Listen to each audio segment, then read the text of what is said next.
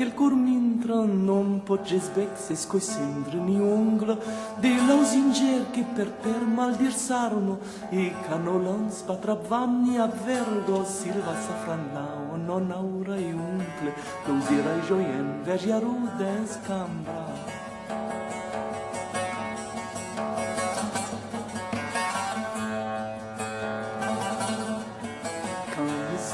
De la cambra, una mondanza che nul som non intra, ans me son tuici plus che fraire ni oncle, non ai membre, non fremisca ne slungla, gai si cum fai l'enfas denant la verga, tal paura che non sia trop de marma.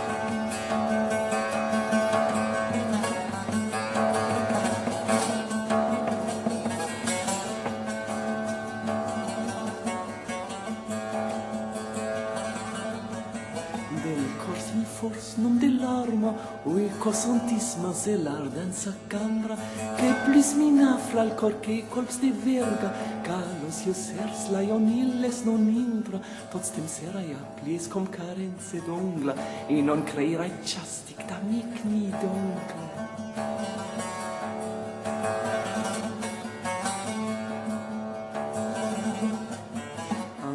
Serur de mon oncle, non a me plus ni tant per aquest larmo, e ca tant vesis com est lo dez l'ongla, sai lei plagues vol greser de sa cambra, de mi pot far l'amors, qu'ens el cor mintra, lei sa son vol com forts de frivol verga.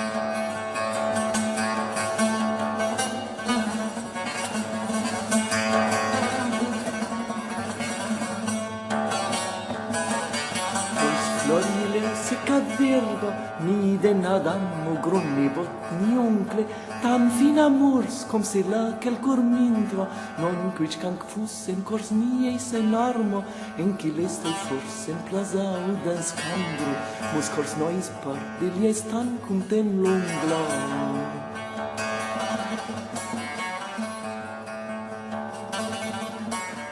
Caissa sempre in ongla, mos cops en lei com le scorsa nel verga, ch'il mes di gioi tors en palaiz e cambra, e non am tan fraire pare ni oncle, che in paradis naura doble gioi marma, si già nul son per ben amar la intra.